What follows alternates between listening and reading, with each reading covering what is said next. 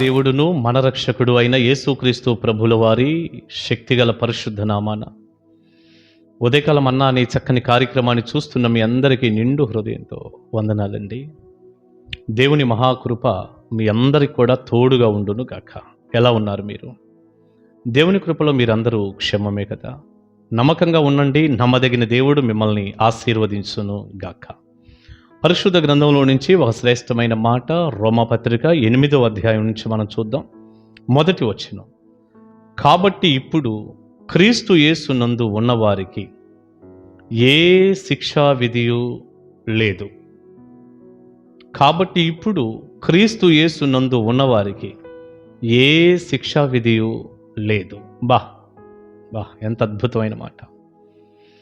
ప్రియులారా, యేసుక్రీస్తునందు ఉన్నవారికి ఏ శిక్ష లేదట. ఎంత సంతోషంగా ఉందండి ఈ మాట.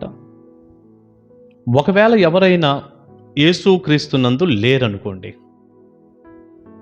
వారికి శిక్ష ఉంది అనే అర్థం.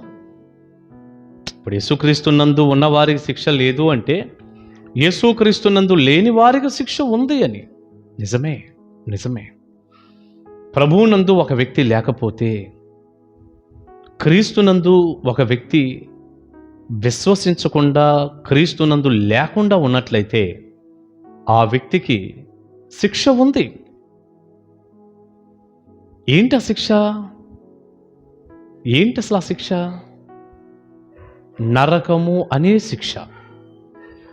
మీరు మార్కు సువార్త 16వ అధ్యాయం 16వ వచనాన్ని కూడా చూడండి. నమ్మి బాప్తిస్మము పొందినవాడు రక్షింపబడును, నమ్మని వానికి శిక్ష విధింపబడును. రక్షింపబడును, శిక్ష విధింపబడును అన్న దగ్గర శిక్ష అంటే ఏమర్థం అవుతుంది? నరకం. అది ఇంత గొప్ప రక్షణ మనము నిర్లక్ష్యము చేసిన ఎడల శిక్ష ఎలాగూ తప్పించుకుందాము? 2వ అధ్యాయం 3వ వచనం హెబ్రీ పత్రిక. ఇవన్నీ కూడా బైబిల్లో మనకు కనపడుతున్నాయి. ప్రభువునందు విశ్వాసం ఉంచకపోవటం, పాపంలో ఉండటం, చెడులో ఉండటం, లోకంలో ఉండటం, సాతానుతో చేయి కలిపి పాపాన్ని, లోకాన్ని అనుభవిస్తూ ఆనందంగా వాటిల్లో కొనసాగుతున్నప్పుడు శిక్ష కాకపోతే పరలోకం ఎలా దొరికింది? నరకం కాకపోతే స్వర్గం ఎలా లభిస్తుంది? తిరుగులేని దేవుని వాక్యం సెలవిస్తున్న మాట, క్రీస్తునందు లేకపోతే శిక్ష ఉంది అన్నాడు. మరి క్రీస్తునందు ఉంటే శిక్ష లేదు. ఇంతకీ మీరందరూ క్రీస్తునందు ఉన్నవారేనా? క్రీస్తులో ఉన్నారా మీరు? ఎందుకు లేవండి, మేము క్రీస్తులోనే ఉన్నాం, మేము బాప్తీసం తీసుకొని ఎంతకాలం అయిందనుకుంటున్నారు? మా ఇంట్లో చక్కటి యేసై ఫోటో కూడా ఉందండి. క్యాలెండర్ కూడా పెట్టుకున్నాం 2026ది. అసలు మా ఇంట్లో ఎటు చూసినా వాక్యాలే కనపడతాయి. మేము మందిరానికి రెగ్యులర్గా వెళ్తాం. ముందు వరుసలో కూర్చునేది మేమే. ప్రతి ఆదివారం పాటలు పాడేది మేమే. దైవజనుడు వాక్యం చెప్తుంటే ఆ రెఫరెన్స్లన్నీ చదివేది మేమే. మేము అసలు ఎప్పుడూ కూడా బీరు పామండి. మేము క్రీస్తునందు లేకపోతే ఇంకెవరు ఉంటారండి? క్రీస్తునందే ఉన్నాం అంటారా? ప్రియులారా, నేను అడుగుతుంది, క్యాలెండర్ ఉందా? బైబిల్ ఉందా? మందిరానికి వెళ్ళి ముందు వరుసలో కూర్చుంటారా? పాటలు బాగా పాడతారా? మీ దశం భాగం దేవుడికి ఇస్తారా? ఇంకేదేదో చేసుకుంటా తిరుగుతుంటారా? నేను అడిగేది అది కాదు. చెయ్యండి, దేవుని కొరకు ఇవన్నీ చేయండి, మంచిదే. మీ ఆధ్యాత్మిక జీవితం కొరకు ఇవి చేయండి, మంచిదే. కానీ నేను అడుగుతుంది, మీరు చర్చికి వెళ్ళి ముందు కూర్చొని పాటలు పాడతారని అడిగాను నేను? పోనీ నీళ్ళల్లో మునిగి బాప్తీసం తీసుకుని ఎంతకాలం అయిందని అడిగాను? నేనేమడిగాను? క్రీస్తునందు మీరు ఉన్నవారేనా? అదేంటి పాస్టర్ గారు, ఇవన్నీ ఉంటే క్రీస్తునందు ఉన్నట్టు కాదా? కానే కాదు. అవి ఉండాలి.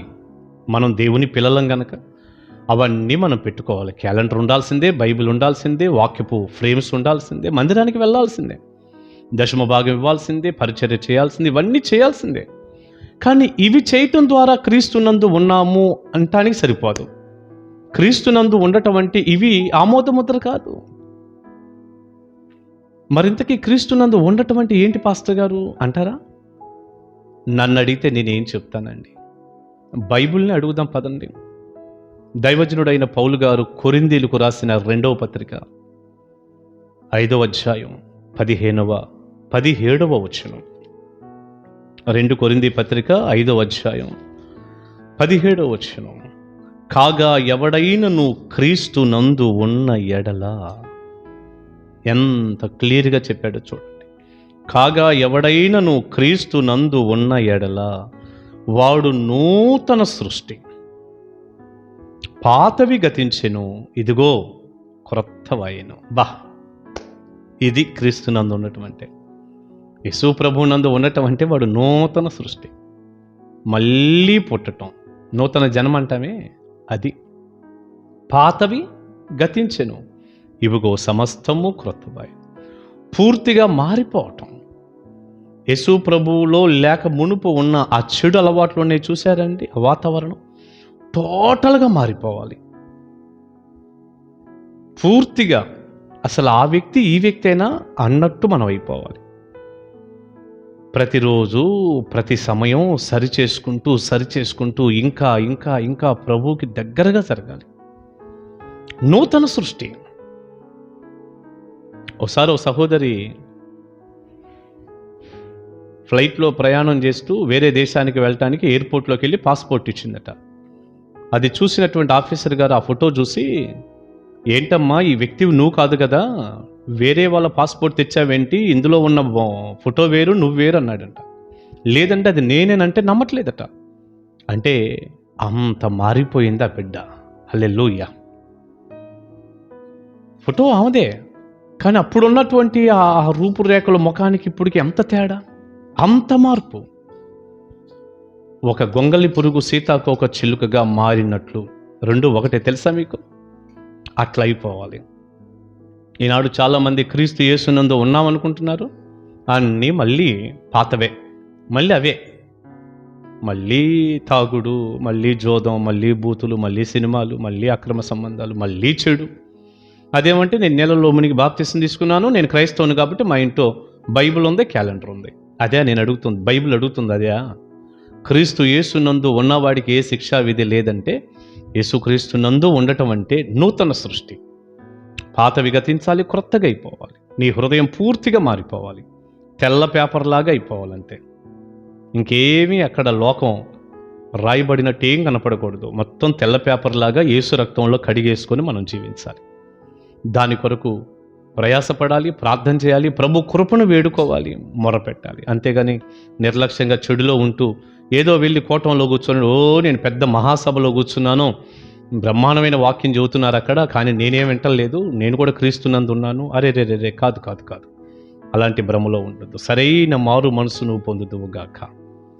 గుర్తుపెట్టుకో, క్రీస్తు యేసునందు ఉన్న వారికి ఏ శిక్షా విధి లేదు. ప్రార్థన చేసుకుందాం. పరిశుద్ధుడా, ప్రేమగల తండ్రి, విత్తబడిన చక్కని సందేశం మీ బిడ్డలకు దీవెనకరంగా మార్చండి. నిజంగా క్రీస్తునందు ఉండటం అంటే ఏమిటో మీ పిల్లలు గ్రహించడానికి సహాయం చేయండి, తోడుగా ఉండండి. ఎంతైనా నమ్మదగిన మంచి దేవుడు అయినందుకు వందనాలు. చర్చికి వచ్చి మందిరంలో గడుపుతూ నేను కూడా ఉన్నానులే క్రీస్తునందనే భ్రమలో ఉంటే బయటికి తెండయ్యా. ప్రతి చెడు నుండి బయటికి తెచ్చి నిజంగా మీలో ఉండటానికి సాయపడండి. యేసు నామాన్ని అడుగుచున్నాను తండ్రి, ఆమేన్.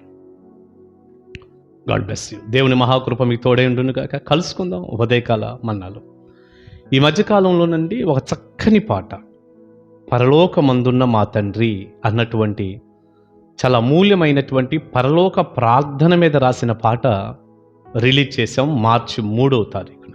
చూసారా మీరు? అది తప్పకుండా చూడండి. ఆ పాట మరలా వినండి, దీవించబడండి. మన ఛానల్లో ఉంటుంది. కలుసుకుందాం ఉదయకాల మన్నాలో. Praise the lord.